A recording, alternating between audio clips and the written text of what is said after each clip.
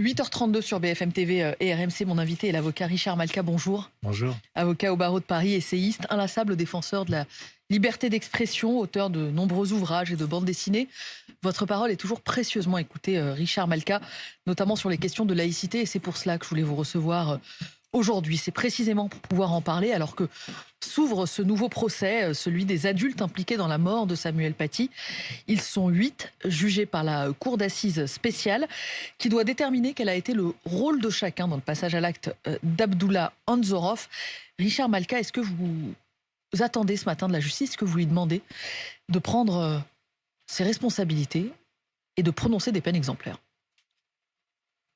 La justice prend toujours ses responsabilités. Et d'autant plus dans ces affaires de terrorisme. Elle l'a fait dans les affaires Charlie Hebdo, dans le procès du 13 novembre, de Nice. Donc j'ai aucun doute sur le fait que après 1 mois et demi de procès, parce que ça va durer jusqu'au 20 décembre, je crois, la Cour se retirera et statuera. Moi, je ne demande pas de peine exemplaires. Je demande des peines adaptées, des peines justes. Et je suis certain que ce sera le cas. Oui, les parties civiles avaient été déçues dans un premier procès qui s'était tenu, qui jugeait celui-là, les mineurs qui avaient fait de Samuel Paty une cible, avec des peines prononcées qui allaient de 14 mois de prison avec sursis à 6 mois de prison ferme aménagée sous bracelet. Les parties civiles disaient ce n'est pas assez. Ça n'appartient pas de le dire. Vous savez, ce qu'on attend dans ces procès-là, c'est autant des explications que des peines. Et ce qui est très frustrant, et ce qui l'a été, je crois, dans ce procès, mais comme dans d'autres, c'est quand on a des accusés qui ne parlent pas, qui ne vont pas en profondeur, qui n'expliquent pas, et ça crée une frustration totale. Mais c'est malheureusement souvent le cas. On n'apprend pas grand-chose, il n'y a pas beaucoup de travail sur soi, d'analyse, et c'est regrettable d'autant plus que c'était des mineurs, en l'occurrence, et que tout était encore possible pour elles. On va chercher de l'espoir dans ces procès-là, et malheureusement, on n'en trouve pas souvent. Dans le procès qui s'ouvre aujourd'hui, sur les 8 accusés, il y a d'abord un parent d'élève. Sa fille avait menti au sujet de l'enseignant, au sujet de Samuel Paty, en disant qu'il avait fait sortir de classe les élèves musulmans pour montrer les caricatures du prophète Mahomet. C'est ce mensonge qui donne lieu à un raid numérique auquel se greffe un deuxième adulte, un militant islamiste qui amplifie, qui nourrit, qui soutient ce cyberharcèlement. Les deux se défendent en disant finalement, nous, on n'a jamais voulu la mort de Samuel Paty, on voulait des sanctions administratives. Est-ce que c'est audible pour vous? Est-ce qu'ils sont coupables au même titre que le terroriste, en armant en quelque sorte son bras? En tout cas, ce qui est certain, c'est qu'il y a un continuum entre ces paroles de haine, ces diffuseurs de haine, et les actes qui sont commis. Et là où c'est très intéressant, ce que vous venez de dire, c'est qu'à l'origine de toutes ces affaires, il y a un mensonge. Il y a des gens qui mentent. Dans Charlie Hebdo, il y a des imams qui font de fausses caricatures pour enflammer le monde musulman. Dans cette affaire-là, il y a une jeune fille qui prétend avoir assisté à des propos discriminatoires, à une stigmatisation des musulmans, alors qu'elle n'était même pas dans la classe. Et le mensonge crée la violence, comme le disait Hannah Arendt. Donc il y a un invariant. C'est le mensonge qui crée une violence. Et c'est toujours le même objet du mensonge. C'est la victimisation. C'est essayer de jouer sur la culpabilité des gens. C'est un discours, une rhétorique victimaire qui est propre aux frères musulmans. Et dans ce cas-là, d'ailleurs, ces gens étaient proches des frères musulmans, comme celles qui avaient inventé les caricatures, les fausses caricatures de Charlie Hebdo. Il y a des invariants dans toutes ces affaires. Oui, mais enfin, on me l'a dit 1000 fois, Richard Malka, et on s'étonne d'ailleurs de le redécouvrir. Parmi les invariants, il y a le mensonge, mais il y a aussi cette nébuleuse très hétérogène. Je parlais du profil des deux adultes, le parent d'élève, le militant islamiste, sont aussi dans le box des accusés de jeunes qui ont accompagné le terroriste pour acheter des armes. L'un d'eux l'a ensuite escorté jusqu'au collège du Bois d'Aulne de Conflans-Sainte-Honorine.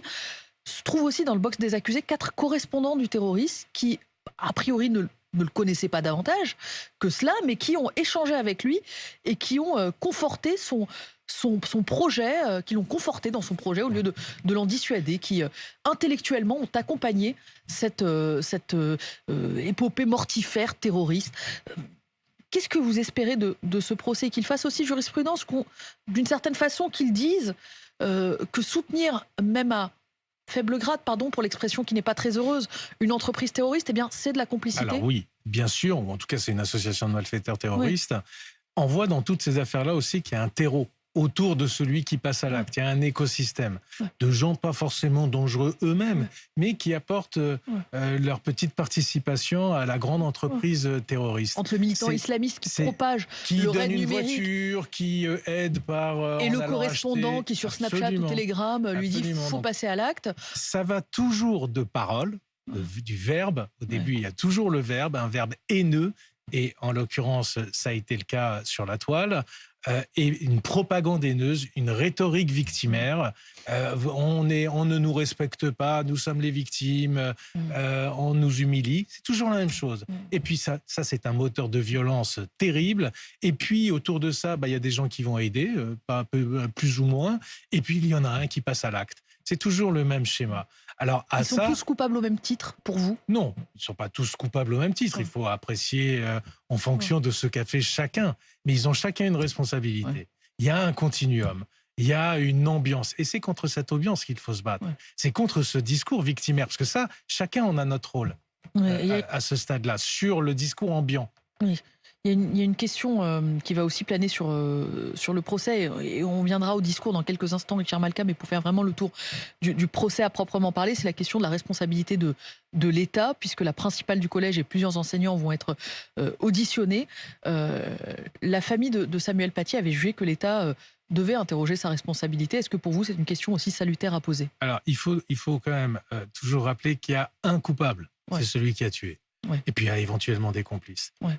Mais c'est ni l'État, ni l'Éducation nationale. L'État n'est pas complice. Ça, c'est des écrans de fumée. Alors ouais. après, il peut y avoir une responsabilité de ces institutions qui auraient pu mieux faire.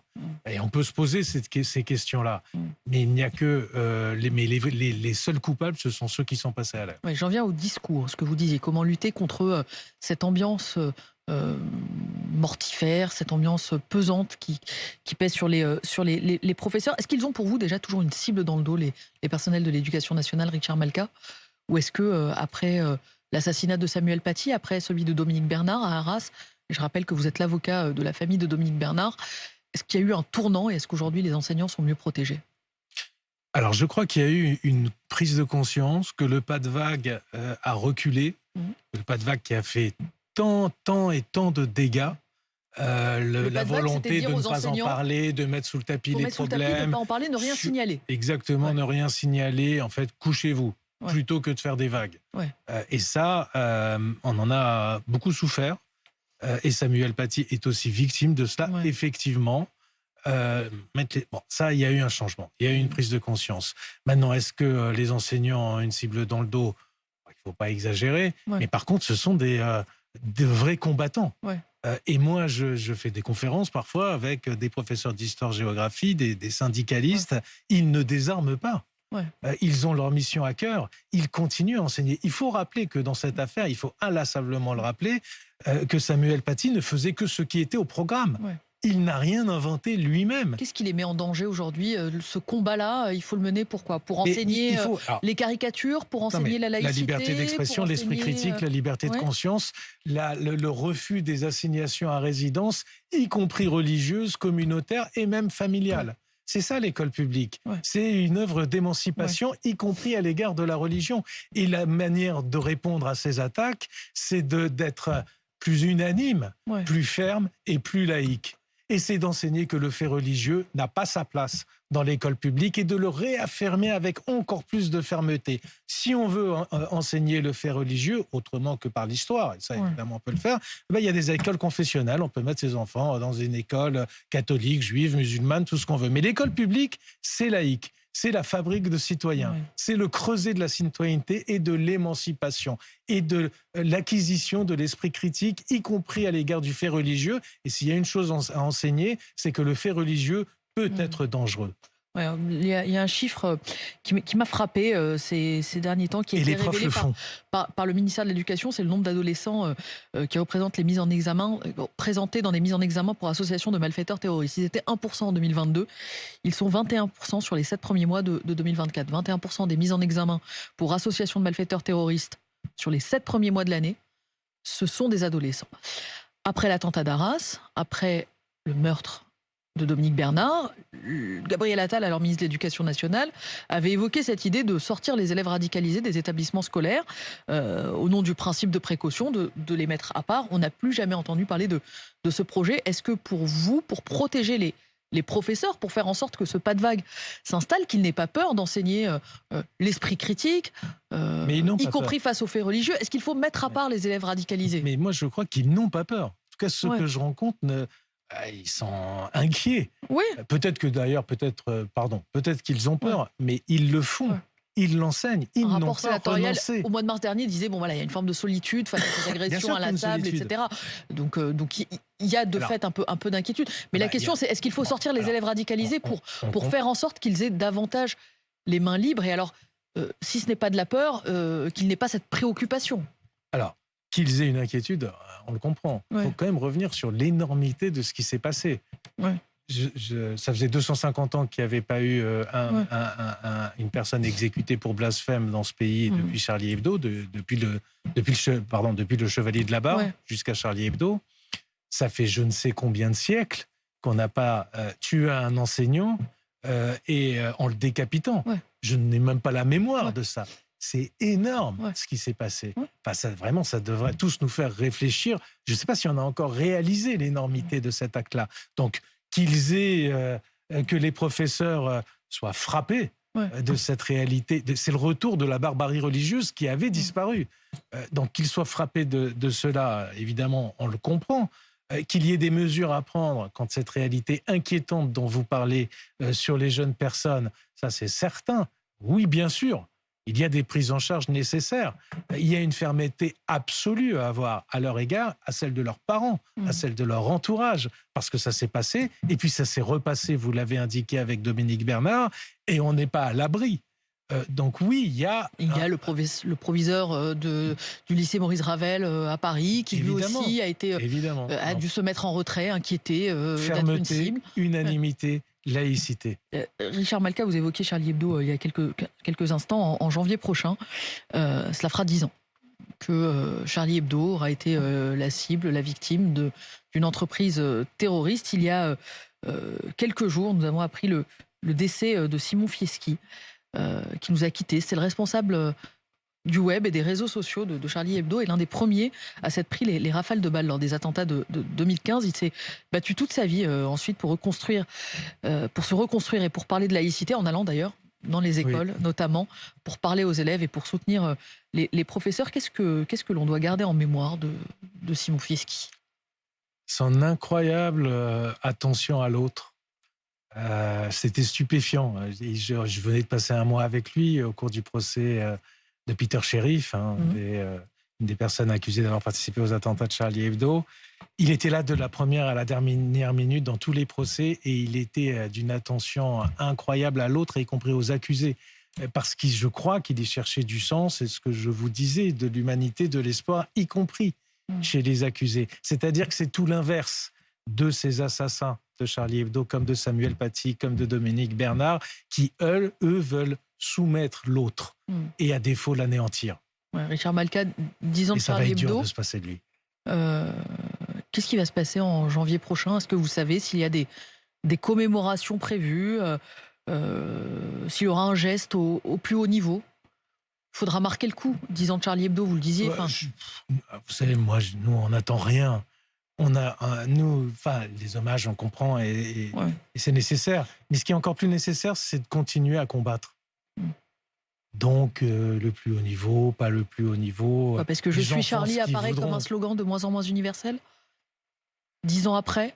Ça, c'est certain. Il y a même des gens qui disent « Je ne suis pas Charlie, je ne suis pas Nice », qui accompagnent le président de la République dans des avions en voyage officiel. Vous évoquez Yacine Bellatar, l'humoriste qui accompagnait Emmanuel Macron au Maroc. Samuel Paty non plus. Il n'était pas à sa place pour vous? Je crois. Quelqu'un qui dit que Samuel Paty a craqué, qui anime le gala du CCIF, dissous par un ministre de ce président, qui dit qu'un ministre de ce président n'a pas sa place dans le 9-3, qui dit qu'il n'est pas Nice, qu'il n'est pas Charlie Hebdo, et qui est condamné pour menace de mort, alors que nous, on passe notre temps dans les salles d'audience à dire que c'est grave, et qui se retrouve invité sur nos fonds par le président de la République, en majesté, c'est moralement obscène. Moralement obscène. C'est moralement obscène et politiquement irresponsable. Je vais rester peut-être sur la mémoire des caricaturistes, des dessinateurs de Charlie pour rester sur ces 10 ans et sur les hommages qui seront rendus. Est-ce que la France de 2024 est à la hauteur de l'héritage laissé par Cabu, Charb, Tinous et les autres? Alors je crois que le peuple de France l'est. Et, qui sont leurs héritiers aujourd'hui? Et on en reçoit des témoignages tous les jours. Parfois, dans les milieux politiques, universitaires, médiatiques, artistiques, on est un peu plus peureux. Et on est de moins en moins Charlie, parfois aussi dans ces domaines-là. Ça arrive. Il y a même des professeurs du Collège de France qui considèrent que Samuel Paty n'aurait pas dû montrer ses caricatures. Le droit à la caricature, le droit à la liberté a reculé en 10 ans pour vous? La liberté d'expression, mais c'est toujours un combat. C'est jamais acquis pour toujours. Donc c'est normal qu'il faille combattre. Mais parfois, on aimerait plus de cohérence au sommet de l'État. Je vais vous parler d'une combattante ce matin, Richard Malka, qui s'appelle Aou Daryaei. Et j'espère bien prononcer son nom. C'est l'étudiante iranienne. C'est une sacrée combattante. En train de devenir une icône, une de plus, de la résistance contre les mollahs et contre le régime de répression iranien. Filmée, dévêtue, les cheveux à l'air libre, déambulée sur le campus de son université de Téhéran. Un geste de protestation après que la police des mœurs lui a reproché de mal porter son voile. Que vous inspire cette vidéo devenue virale? Certains la comparent désormais à cette image historique de l'étudiant qui s'est dressé face à la colonne de chars sur la place Tiananmen en Chine. Ah, il y a quelque chose comme ça. J'ai évidemment toute mon admiration, comme à toutes ces femmes iraniennes et comme à toutes ces femmes afghanes qui n'ont même plus le droit de parler entre elles depuis quelques jours. La communauté internationale, elle peut faire quelque chose pour cette jeune fille? Elle fait pas grand-chose en fait. Et puis elle en dit même pas très long. Cette femme est incroyable. Et cette image-là est stupéfiante, de courage.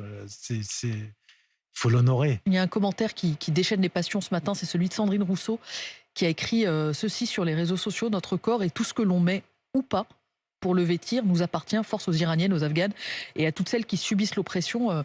Certains l'accusent de mettre en parallèle ces femmes qui se battent pour retirer le voile et celles qui le portent. Un commentaire? Alors, j'ai vraiment du mal à comprendre comment on peut faire ici du voile un symbole de liberté, alors que là-bas, c'est un symbole de mort. Et j'ai vraiment du mal à comprendre comment des gens qui se revendiquent de gauche peuvent tenir ce discours-là. De dire que je le porte qu'un ou que instrument je le porte de pas. mort serait ici un instrument de liberté, un instrument de mort pour des millions et des millions de femmes. Des millions et des millions de femmes qui ont été égorgées parce qu'elles ne portaient pas le voile, défigurées en Algérie, emprisonnées, tuées en Iran, en Afghanistan. Il n'y a pas d'autre combat quand on est de gauche que de défendre ça. Vous avez des mots très durs sur la gauche et sur notamment la France insoumise par le passé. Mais pas que, j'en ai prononcé quelques-uns sur notre président. Oui, quelques-uns sur le président de la République, mais sur ces questions de laïcité, j'ai le souvenir de phrases et de propos de votre part extrêmement durs et extrêmement sévères à l'endroit de Jean-Luc Mélenchon. Enfin, sévère, je ne sais pas, c'est un commentaire de ma part, il est peut-être inapproprié. La France insoumise qui appelle à boycotter par la voix de Louis Boyard l'équipe d'Israël qui joue bientôt, c'est du football, 14 novembre prochain, France-Israël au Stade de France. Il faut boycotter l'équipe d'Israël, dit Louis Boyard. La rencontre face à ces menaces se tiendra vraisemblablement en jauge réduite. C'est ce que nous a annoncé Bruno Retailleau vendredi à ce même micro. Est-ce que vous le regrettez? J'imagine qu'il y a des impératifs de sécurité qui sont appréciés par le ministère de l'Intérieur. Bien sûr que je le regrette. Mais je ne peux pas contester une décision sécuritaire. Après, il y a une surenchère du côté de la France insoumise. Mais vous savez, vous me dites que je parle durement, la liberté de parole, enfin ma liberté de parole, en tout cas, je l'exerce pour dire pas pour proférer des éléments de langage et de l'eau tiède, ça sert à rien. Mais pour faire avancer, c'est fait pour être utilisé. La cause de la liberté d'expression et pour faire avancer la cause de la laïcité. Et vous reviendrez nous voir, Richard Malka, en janvier prochain. Je ne sais pas si ce sera avec plaisir, mais je reviendrai. Merci beaucoup à vous d'être venu à ce micro ce matin, 8h52 sur RMC et BFM TV. Merci à vous. Bonne journée à vous et bonne journée à tous.